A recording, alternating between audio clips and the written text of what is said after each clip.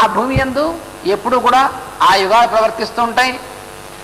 ఆ భూమి యందు ఆ కాలం ఉంటుంది. ఆ భూమి యందు ఉండేటువంటి ఈ కథలే ఎప్పుడు ప్రతి భూమిలో జరుగుతూ ఉంటాయి. అందుకని ఇది ఒక ఫార్ములా ఈ కథలన్నీ కూడా. అందుకే ముందు చెప్పింది ఈ కథలు అనేటువంటివి మనం మామూలుగా చదువుకునే కథలు లాంటివి కావు. ఇవి ఫార్ములా. ఈ ఫార్ములా ఎప్పుడు అన్ని చోట్ల ఒకటే ఉంటుంది. అందుకని ఎప్పుడు ఏ సృష్టి చేసినా ఇదే ఫార్ములాతో సృష్టి చేస్తాడు. సూర్య చంద్రమసౌ ధాత యథాపూర్వమకల్పయత్ అని వేదం చెప్తుంది. అంటే బ్రహ్మగారు సృష్టి చేయడం మొదలుపెట్టాట. సూర్యుడిని చంద్రుడిని నేను ఎలా సృష్టి చేయాలి, అంతకుముందు ఫార్ములా ఉంది, వీడు కొత్తగా ఏం సృష్టించింది కాదన్నాడు. యథాపూర్వం ఇంతకు ముందున్నటువంటి ఫార్ములా ప్రకారమే సృష్టి చేస్తాడు. సూర్యుడిని చంద్రుడిని గ్రహాలని భూమిని ఇవన్నీ కూడా. అది మొత్తం అన్నటువంటిది. అది ఎప్పుడు అక్కడ ఉంటాయి. ఆ ఫోటో స్టూడియో వాడు నెగటివ్లు తీసుకెళ్ళిస్తే పాజిటివ్ తీసిస్తుంటాడు చూసారా, అలా చేస్తాడు బ్రహ్మగారు. అంతకుముందు అక్కడ ఉన్నటువంటి వాటిని వాని ప్రతిబింబమే భౌతిక లోకము. పై లోకాల్లో ఏం జరుగుతూ ఉంటుందో దాని యొక్క ప్రతిబింబం ఈ భౌతిక లోకం కాబట్టి అదే కథ ఇక్కడ జరుగుతూ ఉంటుంది. దాన్నే మనకి సంకేతంగా పెద్దలు ఏం చెప్పారంటే యాజ్ అబౌవ్ సో బిలో అన్నారు. పైన ఎట్లా జరుగుతుందో ఇక్కడ కూడా అలాగే జరుగుతుంది. అంటే అర్థం ఏమిటి, బ్రహ్మాండంలో ఏదైతే ఉంటుందో పిండాండంలో కూడా అది జరుగుతూ ఉంటుందన్నారు. దీన్నే బ్లావెట్స్కి లా ఆఫ్ కరస్పాండెన్సెస్ అనేటువంటిదిగా ఎక్స్ప్లెయిన్ చేసింది ఆవిడ. అంటే ఏమిటి, పరమాణువులో ఏం జరుగుతుందో ఎలా తెలుసుకోవాలండి అన్నారు. సౌర కుటుంబంలో ఏం జరుగుతుందో చూడు తెలుస్తుందండి. సౌర కుటుంబంలో ఏం జరుగుతుందో ఎలా తెలుసుకోవాలి, పరమాణువు చూడు తెలుస్తుందన్నారు. దీన్ని కరస్పాండెన్సెస్ అంటారు. Miniature solar system. పరమాణువు అనేటువంటిది పెద్ద సౌర కుటుంబం యొక్క ఒక చిన్న ప్రతీక. దాంట్లో ఏముందో దీంట్లోనూ అదే ఉంటుంది. మర్రి చెట్టులో ఏముందో మర్రి విత్తనంలో అది ఉండదు. అది లేకపోతే మర్రి చెట్టు ఎలా వస్తుందండి? కానీ మామూలుగా స్థూలంగా చూసేటువంటి వాడికే మర్రి విత్తనంలో మర్రి చెట్టు ఎక్కడుందంటాడు. మర్రి విత్తనం కోసి చూస్తే అందులో ఏం కనబడుతుంది, ఏం కనబడుతుంది, చిన్న ఇవి కనిపిస్తాయి లోపల తెల్లగాను.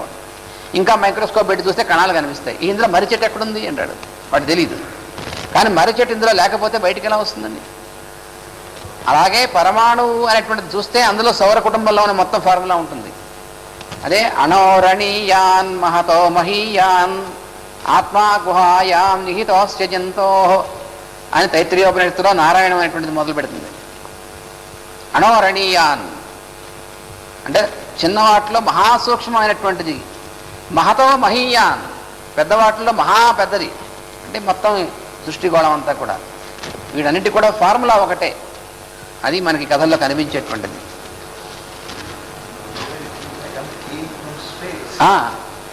మరి ఎలా అయితే సౌర కుటుంబాలు ఈ స్పేస్ నుంచి ఆకాశం నుంచే పుట్టాయో అలా ప్రతి పరమాణు కూడా ఆకాశం నుంచి పుట్టినటువంటిదే.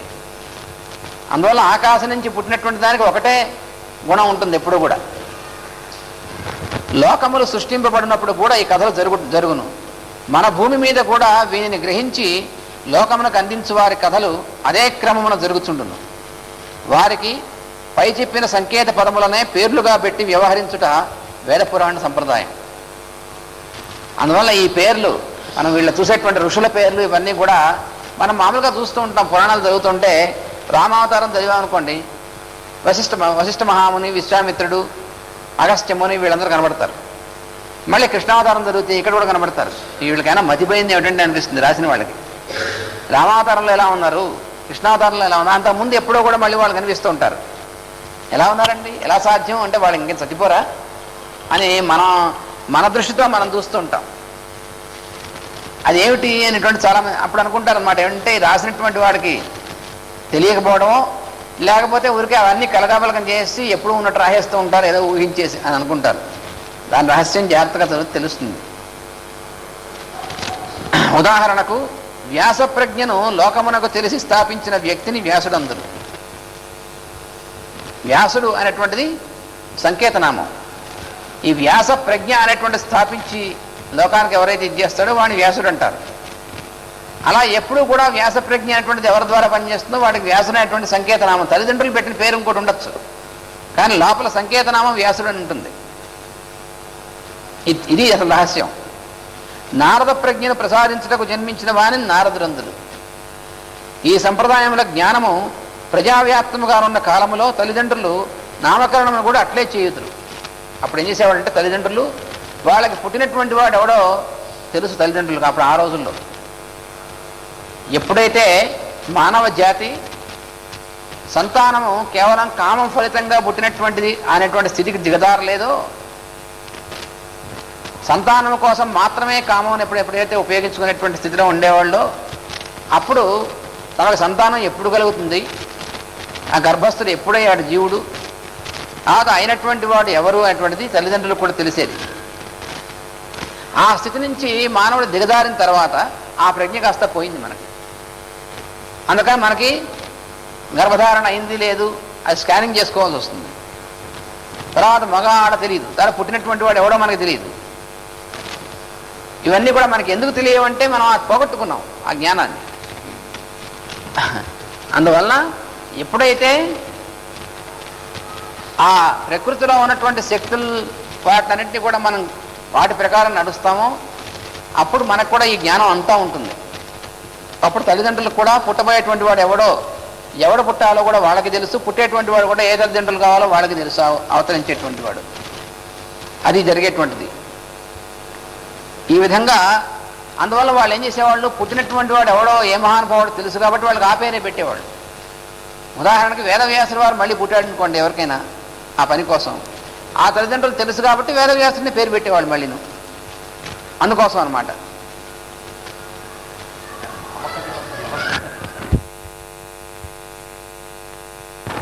అది పేరు పెట్టడం అనేటువంటిది ఎలా పెట్టాలి, ఆ వ్యవస్థ ఏమిటనేటువంటి ఒక వ్యవస్థ ఉంది పేరు పెట్టడానికి. ఇప్పుడు అసలు అది పోయినది, అసలు వ్యవస్థ లేదు, ఇప్పుడంతా అవస్థే.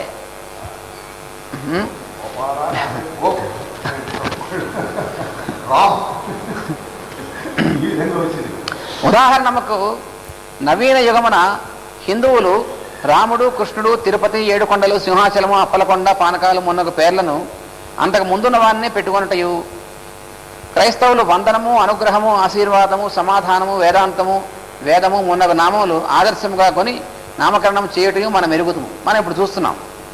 ఇట్లే సత్యవతి, వ్యాసులు మున్నగు నామములు గలవారును ఆయా సంబంధములైన ఆదర్శములతో జన్మించి దేవుని లీలలను తమ జీవిత గాథలుగా నడుపుకుందరు. ఈ ఋషులలో పలువురు జన్మాంతరములందు కూడా తమను తాము గుర్తించుటయు, తమ కర్తవ్యమును గుర్తించి జన్మల తరబడి నిర్వహించుటయు, గురువులచే గుర్తింపబడటయు జరుగును. అది వాళ్ళకి జరిగినటువంటిది. అందువల్ల మనకి వేదవ్యాసుడి గురించి మనం చూస్తే ఈ లోపలికి పురాణాలకు వెళ్ళి చూసిన తర్వాత మనకు అర్థమవుతుంది. ఈ భాగవతాన్ని ఇచ్చినటువంటి వేదవ్యాసుడు ఆయన అంతకుముందు 27 జన్మలైన తర్వాత 28వ జన్మలో వేదవ్యాసుడు మళ్ళీ పుట్టి అప్పుడు ఇది ఇచ్చాడు అని చెప్పి అక్కడ రాసి ఉంటుంది మనకి.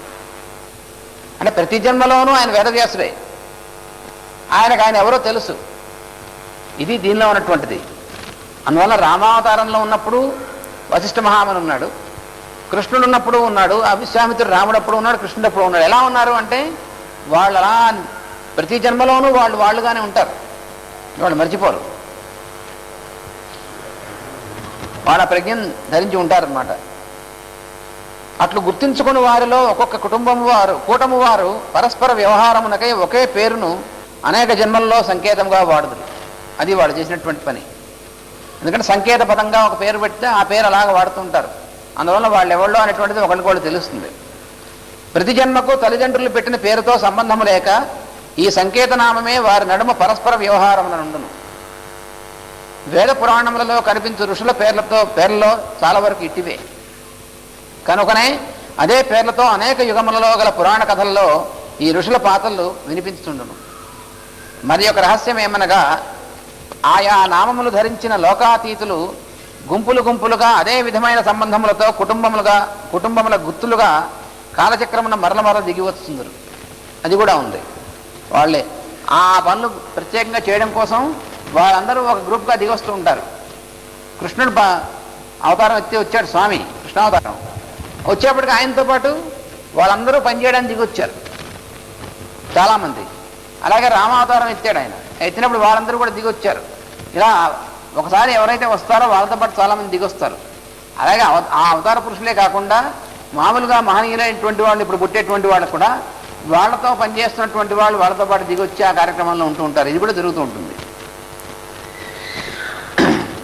మర్రి గింజ నుండి ఎప్పుడూ మర్రి చెట్టు పుట్టినను అదే లక్షణ సముదాయం దిగివచ్చును. ఇట్లే సృష్టిలో ఉన్న జాతులను కుటుంబములను కూడా. దీని రహస్యం కొంచెం తెలిసి సాగదీసిన జ్యోతిశాస్త్రజ్ఞులు కొందరు పూర్వ శతాబ్దంలో నాడీ గ్రంథములను రచించిరి. నాడీ గ్రంథాలు అనేటువంటివి అయితే నాడీ గ్రంథాలని ప్రతిదీ కూడా నిజమైన నాడీ గ్రంథం కాదు. నిజమైనటువంటి నాడీ గ్రంథాలు ఒకటి రెండు ఉన్నాయి. వాటిల్లో మనం పూర్వజన్మలో ఎవరు, ఇప్పుడు ఎక్కడ పుట్టాం, తర్వాత ఎక్కడ పుడతాం, ఇలా మొత్తం అన్ని జన్మలను రాసి ఉంటాయి అక్కడ. అదేమిటండి అందరివి ఎట్లా రాసి ఉంటాయి, అదే ఫార్ములాగా ఇస్తారు అక్కడ. ఆ ఫార్ములా ప్రకారం కొన్ని క్యాలిక్యులేషన్స్ చేస్తే ఆ వచ్చినటువంటి సమయాన్ని బట్టి వాడు చెప్పినటువంటి నంబర్ని బట్టి క్యాలిక్యులేషన్ ఇస్తే ఆ క్యాలిక్యులేషన్స్ ప్రకారం సరిగ్గా కరెక్ట్గా వస్తుంది, పేర్లతో సహా వస్తుంది. ఈ జన్మలో ఏం పేరు పెట్టారు తల్లిదండ్రుల పేరేమిటి, ఇవన్నీ కూడా వస్తాయి. ఇవి ఎలా రాయగలిగారు, ఆ సంప్రదాయాన్ని అనుసరించి రాశారనమాట. అది వస్తుంది. ఇది ఈ సృష్టి వీళ్ళందరూ కూడా ఋషుల యొక్క సంకేతనామాలు, వీటిని గురించినటువంటి రహస్యం అనమాట. అది తర్వాత యుగములు అనేటువంటి చెప్పారు. త్రేతాయుగంలో పుట్టారు అని చెప్పారే, ఆ త్రేతాయుగం వీటి సంగతి ఏమిటి అన్నారు. అంటే యుగాలు పేర్లు ఎందుకు వచ్చాయి అసలు. కృతయుగం మొట్టమొదటిది అన్నారు, రెండోది త్రేతాయుగం, తర్వాత ద్వాపరయుగం, కలియుగం అన్నారు. అంటే అర్థం ఏమిటన్నారు. కృత అంటే 4 రెట్లు అని అర్థం. కృత అనేటువంటి పదానికి 4 రెట్లు, 4 times అని అర్థం. త్రేత అంటే 3 రెట్లు అని అర్థం. ద్వా అపర అంటే 2 రెట్లు అని అర్థం. కలి అనేటువంటి మాటకి ఒక సంకలనము అని అర్థం, అంటే ఒక యూనిట్ అని అర్థం. ఒక యూనిట్ అంటే ఒక సంకలనాన్ని కలి అనేటువంటి పేరుతో అంటారు. కాబట్టి కలి అనేటువంటిది ఒక సంకలనం అయితే దానికి 2 ద్వా అపర అనేటువంటి ద్వాపరయుగం, దానికి 3 కాబట్టి త్రేత అనేటువంటిది త్రేతాయుగం, దానికి 4 రెట్లు అనేటువంటిది కృతయుగం. ఇది యుగాలో అనేటువంటిది. అదే అన్నమాట వివరించింది. ఎలా అంటే సంవత్సరమున ఎండలు, వానలు, చలి మొదలగు ఋతుధర్మములను, కోకిల కూతలు, వేపపూత, మామిడి పిందెలు మున్నగు ఋతుశోభలను అదే కాలమునకు తిరిగి వచ్చుతుండును. ఇది మనం చూస్తున్నాం, మనకు తెలుసు. మళ్ళీ అదే కాలానికి మళ్ళీ ఇవన్నీ వస్తుంటాయి. ఇట్లే శతాబ్దములలోనూ సహస్రాబ్దములలోనూ తిరిగి వచ్చు ఋతుధర్మములు ఉండునని మహాభారత పీఠికలో సూతుడు చెప్పాను. అవి కృతయుగము, త్రేతాయుగము, ద్వాపరయుగము, కలియుగము అనునవి. వారములు, తిథులు, మాసముల వలె యుగములను మరల అదే వరుసలో వచ్చుతుండును. దీనికి ఎలా పడితే వస్తాయి, ఎలా పడితే అలా రావు. దీనికి సరైనటువంటి ఒక క్యాలిక్యులేషన్ ఉంది. ఈ కాలం అనేటువంటిది, యుగధర్మాలు అనేటువంటివి ఇవన్నీ కూడా ఒక మ్యాథమెటికల్ క్యాలిక్యులేషన్ ఉంది. ఎలా పడితే అలా ఎవడిష్టం వచ్చినట్టు వాళ్ళు చెప్పడానికి వీల్లేదు. 4, 3, 2 అనేటువంటి వరుసల సంఖ్యలు వేసి దాని తర్వాత 3 సున్నాలు వేస్తే అది కలియుగం యొక్క మానవ సంవత్సరముల మానము. 4,32,000 మానవ సంవత్సరములు కలియుగం యొక్క ప్రమాణం. అది ఒక యూనిట్. దానికి 2 రెట్లు ద్వా అపర అంటే 8,64,000 అది ద్వాపర యుగం యొక్క ప్రమాణం. అలాగే 4, 3, 2 అనేటువంటి దాన్ని 3 రెట్లయితే త్రేతాయుగం యొక్క ప్రమాణం, 4 రెట్లయితే కృతయుగం యొక్క ప్రమాణం. ఈ మొత్తం అంతా కలిపితే ఎంత వస్తుందండి? ఈ 4, 3, 2 పక్కన 3 సున్నాలు ఉన్నాయి, దాని పక్కన మరో 2 సున్నాలు వస్తాయి. అది జరిగేటువంటిది. ఆ మొత్తం అంతా కలిపి 4, 3, 2 ఉందే, దాని పక్కన 3 సున్నాలు ఉన్నాయి, దాని పక్కన 1 సున్నా వస్తుంది. 10 times అన్నమాట. ఇది 10 times 10 ది వీల్ రొటేట్స్ అని ఒక ఫార్ములా చెప్పారు. 10 times.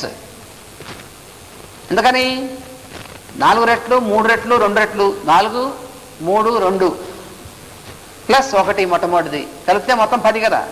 అందుకని 4,32,000 పక్కన 0 చేరిస్తే ఈ మొత్తం టోటల్ అనమాట. దీన్ని ఒక మహాయుగం అంటారు. ఇది ఒక పెద్ద యూనిట్ అనమాట. అది మహాయుగం అంటే. అది ఈ యుగాల లెక్కలు. ఇంకా వాటిని క్యాలిక్యులేట్ చేసుకుంటూ వెళ్తే ఆ మహాయుగాలు అనేటువంటివి 72 మహాయుగాలు అయితే ఒక మన్వంతరం. అలాంటి 14 మన్వంతరాలు అయితే బ్రహ్మగారికి ఒక రాత్రి, మళ్ళీ అట్లాంటి 14 అయితే బ్రహ్మగారికి ఒక పగలు, అట్లాంటి రాత్రి పగలు కలిపి బ్రహ్మగారి ఒక రోజు, అట్లాంటి 360 రోజులు అయితే బ్రహ్మగారికి ఒక సంవత్సరం, అలాంటి 100 సంవత్సరాలు ఒక బ్రహ్మకల్పం. ఇదంతా మ్యాథమెటికల్ క్యాలిక్యులేషన్, ఎవడిష్టం వచ్చినట్టు వాడని చెప్పింది ఏం కాదు. అది ఎలా క్యాలిక్యులేట్ చేశారు? ఆస్ట్రాలజికల్ అండ్ ఆస్ట్రానామికల్ డేటాతో క్యాలిక్యులేట్ చేశారు, అంతేగాని ఇష్టం వచ్చినట్టు క్యాలిక్యులేషన్స్ కావు ఇవి. దానివల్లే మనకి ఇప్పుడు క్యాలిక్యులేషన్స్ ఉన్నాయి. అప్పటి నుంచి క్యాలిక్యులేషన్స్ అనేటువంటివి అవి వేసిపెట్టి ఉన్నాయి కాబట్టే ఇప్పుడు బలానప్పుడు సంవత్సరం తర్వాత ఏ గ్రహం ఎక్కడ ఉంటుంది ఇప్పుడు ఎలా చెప్పగలం అంటే ఈ క్యాలిక్యులేషన్స్ వల్ల చెప్పగలం. ఆ రోజు అలాగే ఉంటుంది. అంటే వచ్చే సంవత్సరం బలాన రోజు గ్రహణం ఇప్పుడు ఎలా చెప్పగలం? ఈ క్యాలిక్యులేషన్స్ వల్లే. అందువల్ల క్యాలిక్యులేషన్స్ అనేటువంటి అబద్ధం, ఈ శాస్త్రాల అబద్ధం అనేటువంటి కబుర్లు చెప్పేటువంటి వాళ్ళకి తెలియదు. అంటే వాళ్ళకి అల్పబుద్ధులు అన్నమాట, తెలియదు వాళ్ళకి బుర్రకి. అందువల్ల అనుకుంటారు ఇవన్నీ కూడా శాస్త్రాలు. అందువల్ల కృతము అనే పదమునకు 4 రెట్లు ఇప్పుడు మనం చెప్పిందనమాట. తర్వాత సంవత్సరమున ఋతువులు మారినప్పుడు వాతావరణమునందు, ఆరోగ్యమునందు, ప్రవర్తనములందు మార్పులు సంభవించును. మనం చూస్తున్నాం కదా, వేసంకాలం నుంచి వర్షాకాలం వచ్చింది, మధ్యలో మార్పులు వస్తాయి. జలుబులు చేయడం, కాస్త దగ్గులు రావడం, ఇట్లాంటివి. ఇలాగ ఋతువు మారేప్పుడు మనకి మార్పులు ఎలా అయితే వస్తున్నాయో అది మనం చూస్తున్నాం. అట్లే యుగసంధులలో నదులు, సముద్రములు, పర్వతములు మార్పు చెందుటయు, దేశముల జాతుల స్వరూపములు మారుటయు, ధర్మమందు వ్యక్తుల నమ్మకములు, అర్థము చేసుకున్న శక్తి, వానికి అనుగుణముగా అభిప్రాయములు, అలవాట్లు, ఆయురారోగ్యాదులు, పరిణామములు మారుచుండని గమనింపబడినది. అంటే మనకి ఈ చిన్న స్కేల్ మనకు తెలుసు. ప్రతి సంవత్సరంలో ఋతువులు మారేప్పుడు ఏం జరుగుతుందో, ఇలాగ యుగాలు మారేప్పుడు పెద్ద మార్పులు వస్తాయి. ఆ మార్పులన్నీ కూడా ఇటువంటివే. ఇట్టి యుగ సంధులలో ధర్మ సంస్థాపనమునకు దేవుడు అవతారముగా దిగివచ్చి ధర్మ సంస్థాపనము చేయు సందర్భములు ఏర్పడును. కృతయుగమందు ధర్మం పూర్తిగా నిర్వ్యాజముగా ప్రాధాన్యము వహించును. ఒక్కొక్క యుగానికి ఒక ధర్మం ఉంటుంది. అలాగే 4 యుగాలకి 4 ధర్మాలు వేరువేరుగా ఉన్నాయి.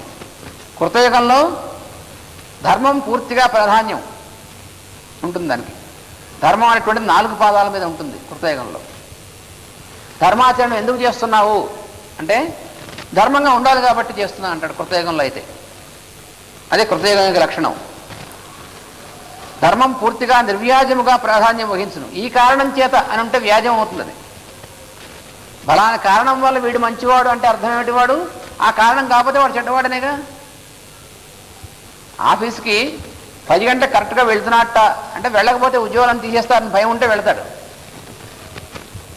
వెళ్ళకపోయినా పర్లేదు, లేటుగా వెళ్ళానంటే ఎవరిని వెళ్తాడండి? లేటుగా వెళ్ళినా పర్లేదు అయినప్పటికీ 10 గంటగా వెళ్ళేటువంటి వాడు నిజమైన ధర్మాత్ముడు. చూసారా, అది నిర్వ్యాజమైన ధర్మం అంటే అది అర్థం. అందరూ చూస్తున్నారు కాబట్టి బాగుంటాను అనేటువంటిది వ్యాజ ధర్మం. ఎవరు చూడకపోయినప్పటికీ నేను మంచి ప్రవర్తన ఉందనుకోండి, అది నిర్వ్యాజమైనటువంటి ధర్మం. అందువల్ల కృతయుగంలో ఉండేటువంటి ధర్మం ఏమిటి? నిర్వ్యాజము. కారణం ఏమీ లేకుండా ధర్మంగా ఉంటారు అందరూ కూడా ప్రజలు. అది కృతయుగం యొక్క లక్షణం. త్రేతాయుగమందు రక్షించుటకు ధర్మం ఆశ్రయమగును అన్నారు. త్రేతాయుగం దగ్గరికి వచ్చేప్పటికీ ధర్మం ఒక పాదం తగ్గింది, 3 పాదాలే. అంటే ఏమవుతుంది? ధర్మంగా ఉంటారు, రక్షణ కోసం, మనం రక్షింపబడడం కోసం ధర్మంగా ఉండాలి అని ధర్మంగా ఉంటారు. 3 పాదములే నడుచును. ద్వాపర యుగమున పరస్పర ప్రయోజనము అభివృద్ధి కొరకు ధర్మమును ఆశ్రయించుడు. ద్వాపర యుగానికి వచ్చేప్పటికీ సగం 2 పాదాల మీదే ఉంటుంది ధర్మం. అంటే అర్థం ఏంటి? పరస్పర ఆశ్రయం. నా యందు మీరు బాగుండాలి కాబట్టి మీ యందు నేను బాగుంటాను. అంటే కమర్షియల్ అన్నమాట లింక్ అంతా కూడా ద్వాపరయుగంలో. అంటే మీరు నాకు ఏమైనా మంచి పని చేసి పెట్టాలి, నాతో బాగుండాలనుకోండి, కాబట్టి నేను మీతో బాగా ప్రవర్తిస్తాను. పరస్పరాశ్రితమైనటువంటిదిగా ఉంటుంది ధర్మం. అందుకని ఇది 2 పాళ్లే. కలియుగమున వచ్చేప్పటికి ఇంకా తగ్గిపోయింది ధర్మం. 1 కాలే, పాపం 3 కాళ్ళు కుంటిపడిపోయాయి ధర్మానికి. 1 కాలు మీద నడుస్తుంది ధర్మం. అంటే ఏమిటి?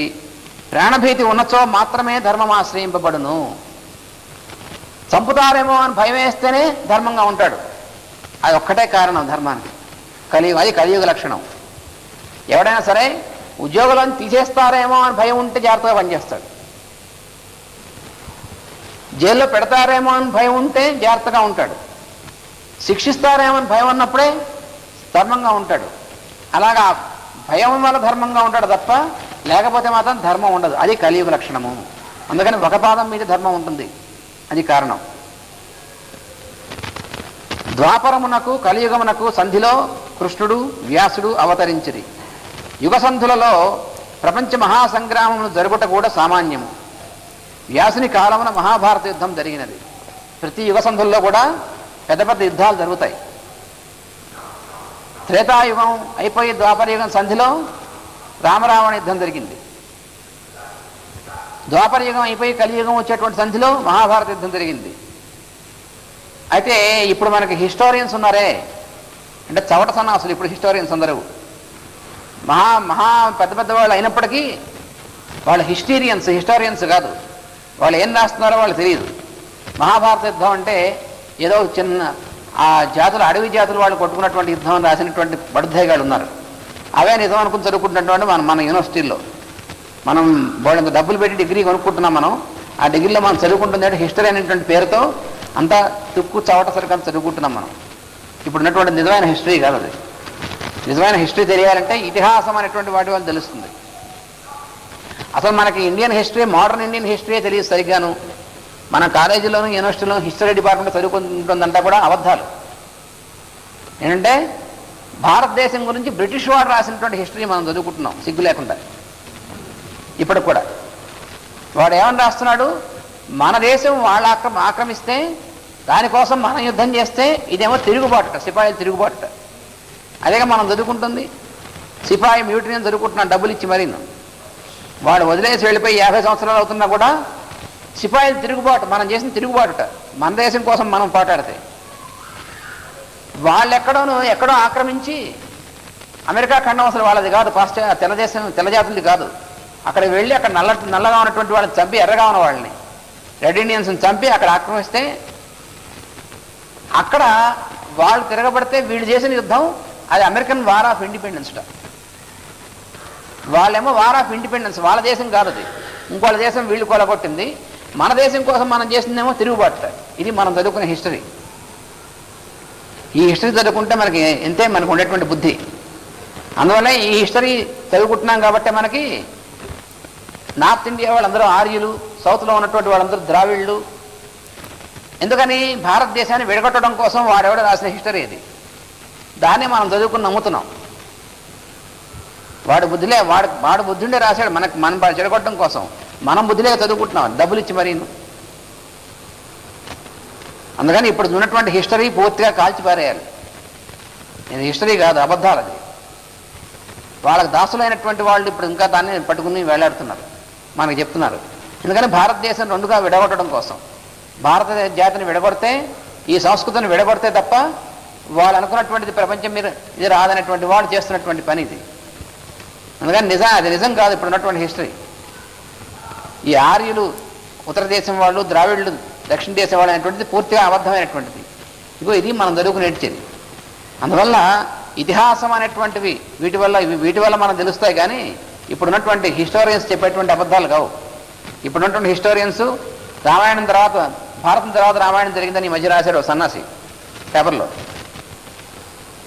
వాడికి అసలు ఏ లెక్క తెలుసు, వాడికి ఏం ప్రమాణం తెలుసు, వాడు పెద్ద సైంటిస్టు.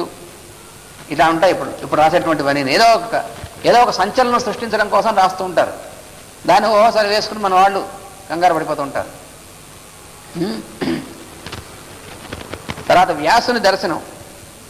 అలాగ పుట్టినటువంటి వ్యాసుడు ఒకనాడు బదరికాశ్రమం దగ్గర ఉన్నటువంటిది సరస్వతి నదిలో స్నానం చేసి, ఇప్పుడున్నటువంటి బదరికాశ్రమం బద్రీనాథ్ అనేటువంటిది ఉందే, అక్కడే కొంచెం వెనకాలకు వెళితే, కొంచెం నడిచి కొద్ది మైళ్ళు వెనక్కి వెళ్ళాలి. వెళితే అక్కడ సరస్వతి నది పైనుంచి ప్రవహిస్తూ ఉంటుంది. ఆ పైనుంచి ప్రవహిస్తున్నటువంటి సరస్వతి నది అలా కొంత దూరం కనబడుతూ ఉంటుంది. మళ్ళీ ఎక్కడికి వెళ్తుందో కనబడదు. అక్కడి నుంచి మళ్ళీ ఎక్కడ త్రివేణి సంగమం దగ్గర అక్కడ కూడా బయటికి కనబడదు, లోపల అంతర్వాహినిగా ఉంటుంది. ఆ సరస్వతీ నది దగ్గరికి వెళ్ళి ఆ సరస్వతీ నదిలో స్నానం చేశాడు. ఈయన చేసుకొని శుచిగా ఉన్నటువంటి వాడే ఒక్కడే ఉన్నాడు. సూర్యోదయం అవుతోంది. అలా కూతుని చూస్తున్నాడు సూర్యోదయాన్ని. అనంతమైన కాలము అందు జరిగిపోయిన దాన్ని జరుగుతున్న దానితో కలిపి స్మరించుకొనుట, జరగబో దానిని ఊహించుట మున్నగు భావములు శరపరంపరలై వేగముగా మనసును దొరలేను. వేదవ్యాసుడు ఒకనాడు పొద్దున్నే కూర్చుని చూస్తుంటే ఏం జరిగింది, ఎన్ని యుగాలు జరిగాయి, ఎన్ని మహాయుగాలు జరిగాయి, అన్నిట్లోనూ తాను ఉన్నాడు. ఇప్పుడు ఏం జరుగుతోంది అని, రాబోయేటువంటి దాంట్లో ఏం జరుగుతుంది ఈ మానవులకి అని చూశాడు. కలియుగం రాబోతోంది, ఏం జరగబోతోంది కలియుగంలో అని చూశాడు ఆయన. కాలము కనిపించదు, దాని వేగం అందుపట్టదు, దాని అందే యుగధర్మములు వ్యక్తమగుచుండును. వాని మార్పులలో భూమిపైనున్న మానవుని మనస్సులు అందరి అభిప్రాయములతో కలవరములు ఏర్పడును. విలువలు నమ్మకములు మారుచుండుట వలన కలుగు ఫలితములను గమనించి అనుగుణముగా నడుచుకున్నటకు ఎక్కువ మంది సమర్థులు కారు, కనుక దెబ్బతినుచుందరు. కృతయుగము నుండి వరుసగా భౌతిక శరీరములలో శక్తి సన్నగిలుచున్నది. యుగాలలో వచ్చేటువంటి మార్పుల్లో ఇది కూడా ఒకటి. కృతయుగంలో ఉన్నటువంటి వాళ్ళకు ఉన్నటువంటి శక్తి త్రేతాయుగంలో తగ్గింది. అప్పటికంటే ద్వాపర యుగంలో మరి కాస్త తగ్గింది. కలియుగంలోకి వచ్చేప్పటికీ మన శక్తి ఏమన్నా మనకు తెలుసు. ఇప్పుడు మనం ఏమాత్రం ఏం శక్తి దేనికి పనికిరానటువంటి వాళ్ళంగా తయారున్నాం. ఇంకా అందులోనూ రాను తరాలకు వచ్చేప్పటికీ మన 2-3 తరాల కింద ఉన్నటువంటి వాళ్ళ శక్తికి మనకి చాలా మారిపోయింది. కారణాలు ఏమిటో మనకు తెలుసు. అయినప్పటికీ తెలిసినప్పటికీ బానిసలం కాబట్టి అందుకు బయటపడలేకపోతున్నాం. అందువల్ల ఈ మొత్తం చూశాడు ఆయన.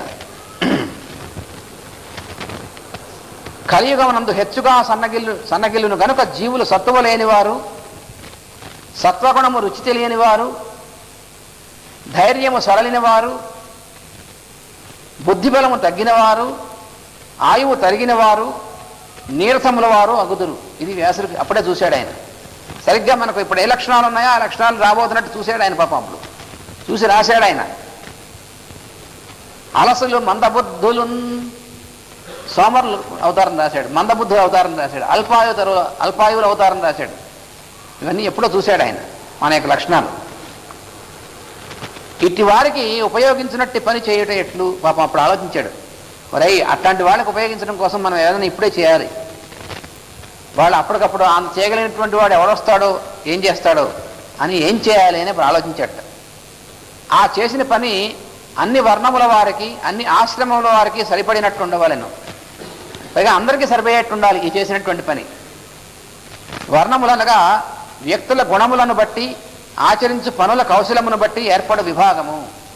ఎప్పటికప్పుడు మళ్ళీ మనం గుర్తు చేసుకోవాలి. ఎందుకంటే వర్ణాలకి కులాలకి మనం కలగాబలం చేసుకుంటూ ఉంటాం. అప్పుడు ఆ చెప్పినటువంటి వర్ణాలను ఇప్పుడున్నటువంటి కులాలకేను ఏనుక్కి పీనుక్కి ఉన్న తేడా ఉంది. దానికి దీనికి అసలు ఏమీ సంబంధం లేదు. అందుకని వర్ణములు ఆశ్రమములు అనేటువంటి ధర్మాలు అన్నింటికీ కూడా సరిపోయేట్టుగా ఉండాలి మనం చేసేటువంటి పని. అందుకని వర్ణం అంటే వ్యక్తుల యొక్క గుణము. భగవద్గీతలో చెప్పాడు, గుణ కర్మ విభాగశః. గుణము, తర్వాత ఆచరించేటువంటి పని యొక్క కౌశలము, ఈ రెండింటిని బట్టి ఏర్పడినటువంటి విభాగం. బ్రాహ్మణ, క్షత్రియ, వైశ్య, శూద్ర అనేటువంటి 4 కూడా వర్ణాలు.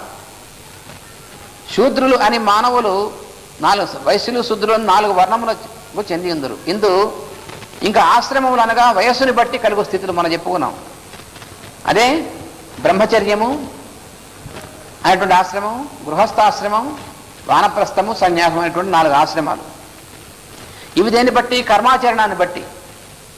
ఇన్ని విధముల వారికి హితము చేయుట ఎట్లు అని వ్యాసుడు తన దివ్య దృష్టితో చూచెను. అప్పుడు ఒకసారి చూసేట, ఇందరికీ సరిపోవాలి ఈ కలియుగంలో ఉన్నటువంటి వాళ్ళకి ఎలా సరిపోయేటట్టు ఏం చేయాలి అని. వేదము కర్మ ప్రధానమైనది అనగా ఆచరించడం ఎక్కువగా బోధించున్నది. అందుకని వేదంలో ఉన్నటువంటి ప్రాధాన్యం దేన్ని ప్రధానమైన వేదం? కర్మ ప్రధానం అన్నాడు. అంటే అర్థం ఏమిటి? ఏమి ఆచరించాలో అది చెప్తుంది వేదం. అందుకని వేదంలో ఎక్కువ దేన్ని గురించినటువంటిది ఎక్కువ ఉండదు. ఇగో ఇలా చెయ్యి అనేటువంటిది ఉంటుంది వేదం. వ్యక్తులలో మంచి సంస్కారముల వైపునకు మార్పు ఆచరణ వలన కలుగును కానీ తెలివితేటల వలన, తత్వజ్ఞానం వలన కలగదు. అందుకని తెలివితేటలు పెంచితే వచ్చేటువంటిది కాదు మనలో ఉన్నటువంటి మార్పు. మంచి పని చేస్తే మార్పు వస్తుంది. ఆచరణ తప్ప కేవలం జ్ఞానం అంటే లాభం లేదు. వేదమును ఉపాసించుటకు యజ్ఞమును ఆచరింపవలెను. ఇంద్రియములకు మనస్సునకు కలుగు కోరికలను తీర్చు అభిప్రాయములు ప్రాధాన్యము వహించి నిష్కారణముగా అందరి మేలునకు పూజ్యభావముతో ఆచరించు సత్కర్మను యజ్ఞమందరు. యజ్ఞం అంటే అర్థం ఏమిటి? యజ్ఞం అంటే సత్కర్మాచరణం. ఒక మంచి పని అందరి కోసము ఉద్దేశించి ఏ కారణము లేకుండా ఏదైతే చేస్తామో దాన్ని యజ్ఞం అంటారు. అది గుర్తుంచుకోవాలి. యజ్ఞం అంటే కేవలం అక్కడ చేసేటువంటి హోమం ఒకటే కాదు. యజ్ఞం అంటే ఏ పనైనా సరే అది అందరికీ ఉపయోగించేట్టుగా, అందరి ప్రయోజనము కోరి దానివల్ల మనకేం వస్తుంది అనేటువంటి ప్రయోజన ఫలాపేక్ష లేకుండా ఏం చేస్తామో దాన్ని యజ్ఞం అంటారు. ఉదాహరణకు పూజ చేయుట, సభలోని వారిని గౌరవించి నమస్కరించి ప్రసన్నులను చేసుకునుట మొదలగునవి. పూజ ఎందుకు చేస్తున్నావు? ఆ చేసేటువంటి పూజ కనుక నా కోసం చేస్తున్నావా, అది యజ్ఞం కాదన్నాడు. భగవంతుడి పూజే, వ్రతమే, కానీ నాకు కలిసి రావాలని చేస్తున్నావా, అది కామ్యకర్మ అవుతుంది, కానీ యజ్ఞం మాత్రం కాదు. నువ్వు నెల రోజులు యజ్ఞం చేసినా సరే ఈ యజ్ఞం వల్ల నాకు కలిసి రావాలి, నా కుటుంబం బాగుండాలని చేసేవా, యజ్ఞం కాదు. అందువల్ల నా కోసం అనేటువంటి ప్రయోజనాన్ని పక్కన పెట్టి లోకహితార్థం అనేటువంటి చిన్న పని చేసినా సరే అది యజ్ఞం అవుతుంది. అది గుర్తుపెట్టుకోమన్నాడు. ఇంకా నువ్వు సృష్టిలో పనిచేస్తున్న పంచభూతములను, మబ్బులను, వర్షములను, నదులను, వృక్షములను, పంటలను, పశువులను, అగ్నిని పూజ్యభావముతో సద్వినియోగం చేయటం కూడా యజ్ఞం అనబడును. ఇవన్నీ కూడా, వీటన్నిటినీ కూడా అందరికీ పనికొచ్చేట్టుగా ఉపయోగించడం అనేటువంటిది కూడా యజ్ఞమే. యజ్ఞమునకు 4 హోతలు ఉండవలెను. హోత అనగా హోమము చేయువాడు. మన దేహమున ఖనిజములు, నీరు, వేడిమి, ప్రాణము అని 4 హోతలు మనలో అందరిలోనూ ఉన్నారు. 4 హోతలు మనలో. ఖనిజాలు ఉన్నాయి, ఆ ఖనిజాలన్నీ కూడా ఒక హోత. తర్వాత నీరు అనేటువంటిది ఒక హోత, వేడిమి అనేటువంటిది ఒక హోత, ప్రాణం అనేటువంటిది ఒక హోత. ఈ 4 మనలో ఉన్నారు. యజ్ఞము చేయటం వలన ప్రజలకు పరిశుద్ధి అను సంస్కారం కలుగును. కలియుగమున వేదకర్మలు ఆచరించుటకు సదుపాయం కల్పించుటకై వ్యాసుడు వేదమును 4 శాఖలుగా విభజించను. ఋగ్వేదము, యజుర్వేదము, సామవేదము, అథర్వణవేదము. కంఠము నుండి వాక్కునకై వెలువడు కంఠధ్వనిని ఋగ్వేదం అందరు. అది ఋగ్వేదం అంటే. కంఠంలోంచి వాక్కు అనేటువంటి దానికోసం వచ్చేటువంటి దాన్ని ఋగ్వేదం అంటారు. వాగేవ ఋగ్వేద, ప్రాణ సామవేద అన్నారు. దానికి కారణమైన ఉచ్ఛ్వాస నిశ్వాసములు జరుపు ప్రాణస్పందనమును సామవేదమందరు. దేహముతో, మనస్సుతో, ఇంద్రియములతో ఆచరించు కర్మాచరణము యజుర్వేదము. ప్రాణ సామవేద, మనో యజుర్వేద అన్నారు. పరస్పరత్వమునకు వినియోగించు ఆరోగ్యాది శాస్త్రములు, సాంఘిక పౌరధర్మములు, రాష్ట్రతంత్రము, రక్షణ, యుద్ధ విద్య మొన్నగు శాఖలు అధర్వణ వేదం అనబడను. అధర్వము అనగా మిగిలిన 3 కన్నా క్రిందుగా పునాదిగా నిలుచున్నది. అది అధర్వం అంటే. ఈ వేదం యొక్క తత్వమును ఉపదేశ రూపముగా వివరించున్నవి వేదమంత్రముల సంహితలు. విస్తృతి చేసి బోధపరచున్నవి పురాణములు. ఈ వేదములో చెప్పినటువంటి వాటిని ఇంకా విస్తారంగా మనకి బోధపరిచేందుకు ఇచ్చినటువంటివే పురాణాలు.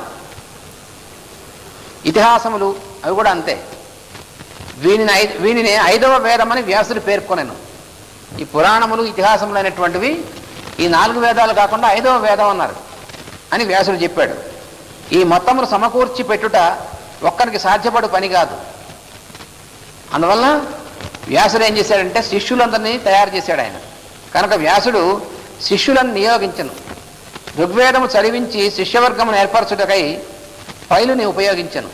పైలుడు అనేటువంటి మహర్షిని, వ్యాసుని శిష్యుణ్ణి ఋగ్వేదం పని ఆయనకు అప్పచెప్పాడు. ఇలా చెయ్యి నువ్వు అని చెప్పి అప్పచెప్తే పైలుడు ఆయన శిష్యులు కలిసి ఋగ్వేదం అనేటువంటి సంహితను తయారు చేశారు. జైమినికి సామవేదము, వైశంపాయనకు యజుర్వేదము, సుమంతునకు అథర్వణ వేదము అప్పచెప్పాను. ఇలా 4 శిష్యులకి 4 వేదాలు అప్పచెప్పి మీరు మీ శిష్యులతో కలిసి ఈ పని చేయండి అని చెప్పి ఎలా చేయాలో చెప్పాడు ఆయన. పురాణ ఇతిహాసములను రోమహర్షణుడు అనే ఋషికి ఇచ్చాను. రోమహర్షణుడు అనేటువంటి ఒక ఋషికి పురాణాలు, ఇతిహాసాల పని అప్పచెప్పాడు. ఇతని కుమారుడు ఉగ్రశ్రవసుడు, వానినే సూతుడందురు. ఇప్పుడు చెప్తున్నటువంటి సూతుడు ఉన్నాడే, ఆ సూత మహర్షి అసలు పేరు ఉగ్రశ్రవసుడు ఆయన పేరు. ఆయన తండ్రే రోమహర్షణుడు. ఆయన వ్యాసుని యొక్క శిష్యుడు అనమాట. వ్యాసుని శిష్యులు 5గురును తమ తమ వేదశాఖలలో శిష్యగణములను సంతరించిరి. వారు వారి శిష్యులకు నేర్పిరి. ఇట్టు జరుగుటలో మరికొన్ని ఉపశాఖలు వేదములకు ఏర్పడినవి. వేదము వేదములై బహుశాఖలుగా చీలిపోయినది. అప్పుడు శాఖోపశాఖలుగా అయిందనమాట వేదం. అయితే శాఖోపశాఖ అయిందంటే విడిపోలేదు, కానీ వేరు వేరు శాఖలు. ఒక చెట్టు మొలిచింది, ఆ చెట్టు బోళని శాఖలుగా తయారైంది, కానీ చెట్టుగా ఉంది, దానికి దీనికి ఉన్న సంబంధం అలాగే ఉంది, అది పోలేదు.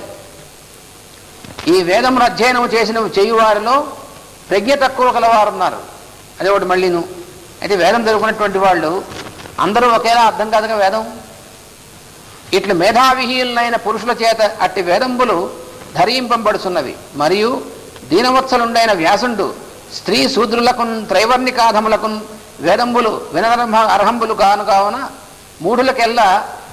మూఢులకెల్లా మేలగుణని భారతాఖ్యంబు చేసిన నీవు ఆ ముని భూతహితంబునందు తన హృదయంబు సంతసింపకున్న సరస్వతీ తటంబున ఒంటి ఉండి హేతువు వితర్కించుతూ తన్నానిట్టనియే. ఇక్కడ ఒక రహస్యం చెప్పారు. ఏమిటంటే ఈ వేదాల అధ్యయనం చేయువారిలో ప్రజ్ఞ తక్కువ కలవారున్నారు. వారికి సమన్వయం కుదరదు. వేదం పూర్తి సమన్వయం తెలిసినటువంటి వాడు చదివితే మొత్తం సమన్వయం తెలుస్తుంది. లేకపోతే కొంచెం చదువుకున్నాడు అనుకోండి, వాడికి కొంచెం అర్థమై రెండో చోట చెప్పినటువంటి దానికి దీనికి సమన్వయం తెలియదు, అప్పుడు అర్థం కాదు వాడికి.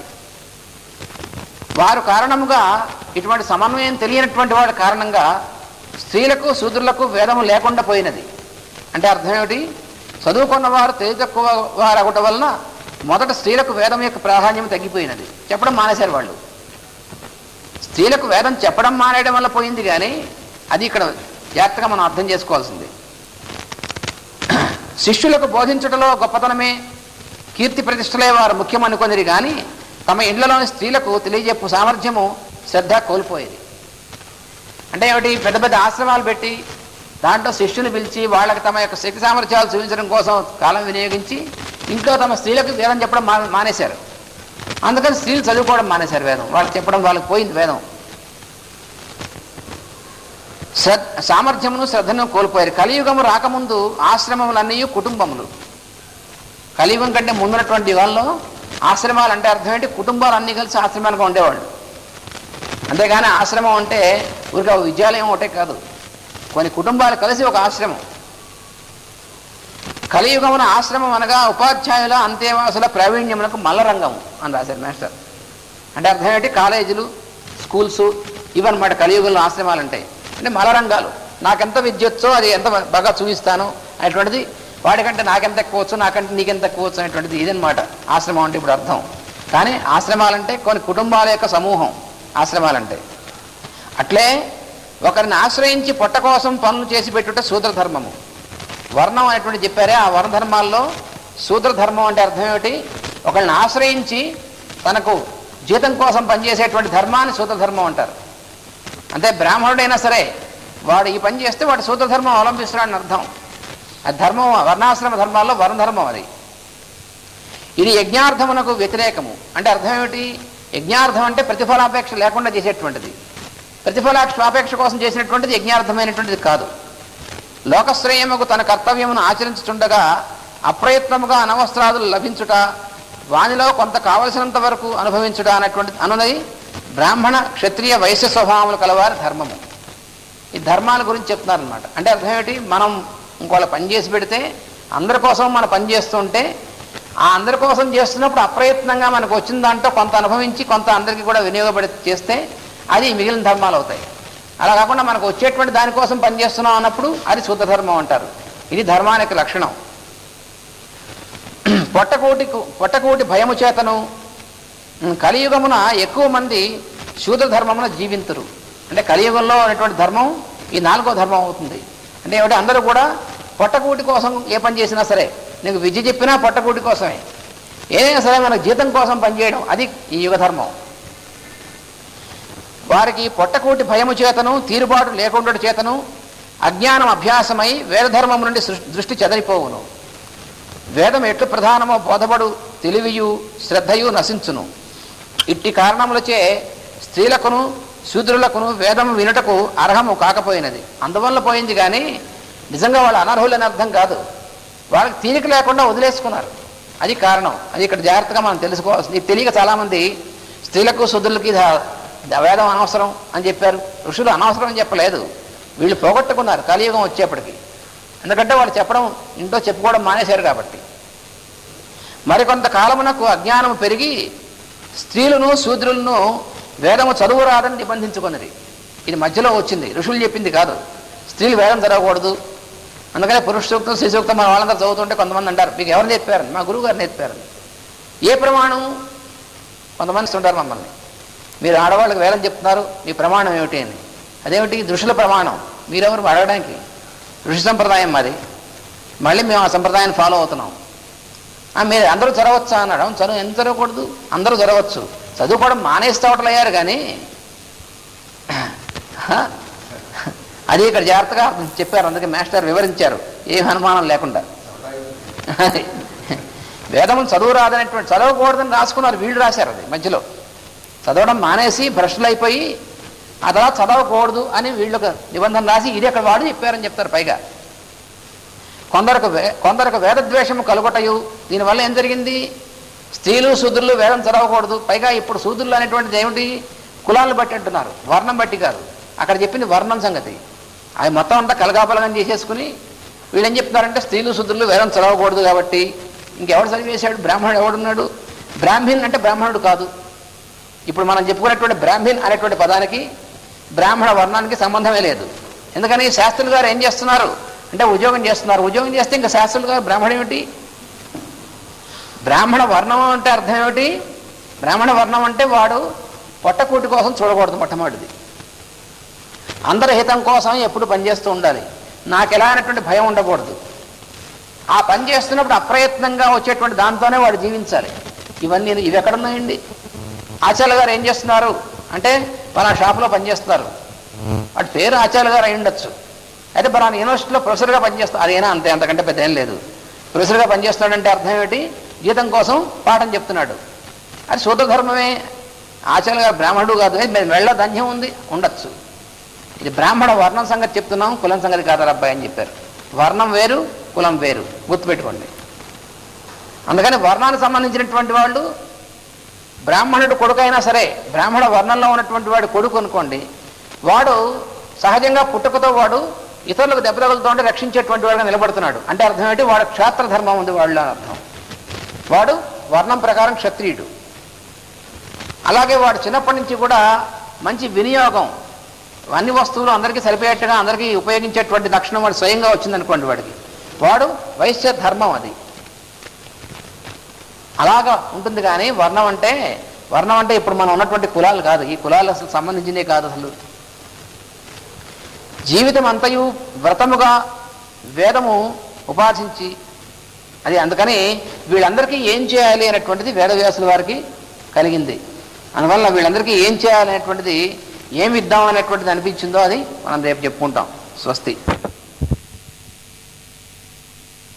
ఏకాంతంగా బదరికాశ్రమంలో ఆ సరస్వతి నదిలో స్నానం చేసి ప్రభాత సమయంలో అలా కూర్చున్నటువంటి వాడై రాబోయేటువంటి యుగంలో, కలియుగంలో ఉన్నటువంటి జీవులకి వాళ్ళందరికీ కూడా సౌఖ్యం కలిగేటువంటిది, అటువంటిది ఏమిటి మనం చేయవలసిందే అనేటువంటి ఒక మనస్సుతో కొంచెం విషాదంతో ఉన్నటువంటి వాడి కూర్చున్నప్పుడు, ఎప్పుడైతే జగత్ శ్రేయస్సు కోసం, విశ్వశ్రేయస్సు కోసం త్రికరణ శుద్ధితో ఎవరైతే ఒక మహత్తరమైనటువంటి అందరికీ కావలసినటువంటి యజ్ఞార్థ కర్మని ఎలా చేయాలని చెప్పి కూర్చుని యోచిస్తూ ఉంటారో, అప్పుడు గురువు తనంతట తాను నడిచి వచ్చి మార్గోపదేశం చేస్తాడు.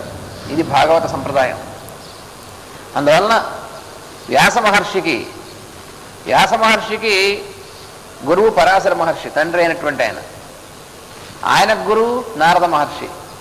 అందువలన గురువునాం గురువులందరికీ కూడా గురువు అయినటువంటి నారద మహర్షి రావడం అనేటువంటి సంభవిస్తుంది. దాన్ని ఎలా వచ్చారు అనేటువంటిది ఈ సూత మహర్షి వర్ణిస్తున్నాడు.